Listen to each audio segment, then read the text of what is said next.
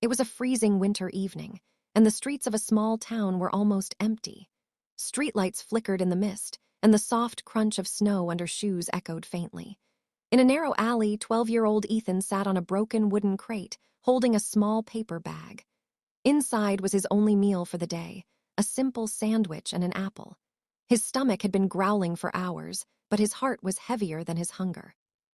His father had passed away the previous year, and his mother was struggling to keep their tiny apartment warm with barely any food left. As he unwrapped his sandwich with trembling hands, a soft sound caught his attention. He looked up and saw a man, maybe in his 60s, with a scruffy beard and ragged coat, leaning against the wall. His face was pale, his lips quivering, and his eyes were tired but pleading. The man whispered, "Do you have anything to eat?" Ethan froze for a moment. He thought about his empty home and his mother waiting for him. But then he looked at the man again. Something inside him, maybe the voice of his father he always remembered, told him that no one should sleep hungry if he could help it. Without saying a word, Ethan walked toward the man and placed the sandwich and apple in his trembling hands. The man's eyes welled up as tears rolled down his weathered cheeks. "God bless you, son," he whispered.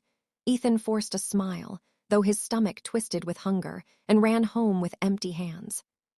That night, Ethan's mother asked about the meal.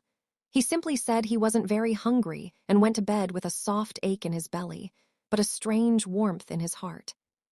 The next morning, Ethan woke up to the sound of knocking on the door.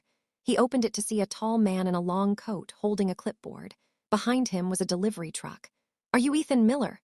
the man asked. Ethan nodded, confused. "Someone anonymously sent groceries, winter clothes, and a heating unit for your home. They said, because a little boy gave his last meal to a stranger." Ethan's eyes widened as his mother came running behind him, tears in her eyes. Inside the truck were boxes of food, enough to last for months, along with thick blankets and a new coat just his size. Ethan later found out that the old man he helped was once a wealthy man who lost everything.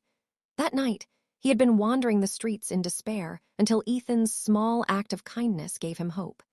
He reached out to his old contacts the next morning and decided to change Ethan's life as thanks.